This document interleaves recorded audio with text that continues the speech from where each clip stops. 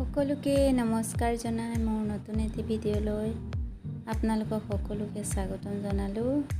আজি মই half kilo cake এটা বনাব লৈছোঁ। এয়া আপোনালোকে দেখিছে, আৰু মই কেকটো আজি ৰছী দি কটা নাই, এইটো নাইফ দিয়ে কাটিছোঁ। মই স্পঞ্জটো 3 ভাগত কাটি ল'ম আৰু ওপৰৰ ভাগটো মই কাটি পেলাই দিম। তলৰ ভাগটো যোনটো অকণমান কালাৰ হৈ যায় ন ভেনিলা কেকৰ, অকণমান পুৰা ৰংটো মই পেলাই দিওঁ। পুৰা নাই মোৰ কেকটো, হ'লেও মই ওপৰৰ ভাগটো অকণমান কাটি ছাইড কৰি দিওঁ। এইবোৰ মই ঘৰতে কাপ কেক বনাই দিম পিছত ল'ৰা ছোৱালী খাব, আৰু মই যোনবোৰ ভাল তাৰে বাছি মই কেকত লগাই দিম। কেকটো একেবাৰে গৰম হৈ আছিলে, ততাতৈয়াকৈ বনোৱাৰ কাৰণে মোৰ কেকটো অকণমান ভঙা দেখিছোঁ, কিন্তু ভালদৰে ঠাণ্ডা হ'লে নাভাঙে। গৰমে যদি কাটে, আপোনালোকৰ যদি এক্সপিৰিয়েঞ্চ নাই তেতিয়াহ'লে নাকাটিব, এনেকৈ ভাঙি যাব। দেখিছে মই যেনে তেনে উলিয়াই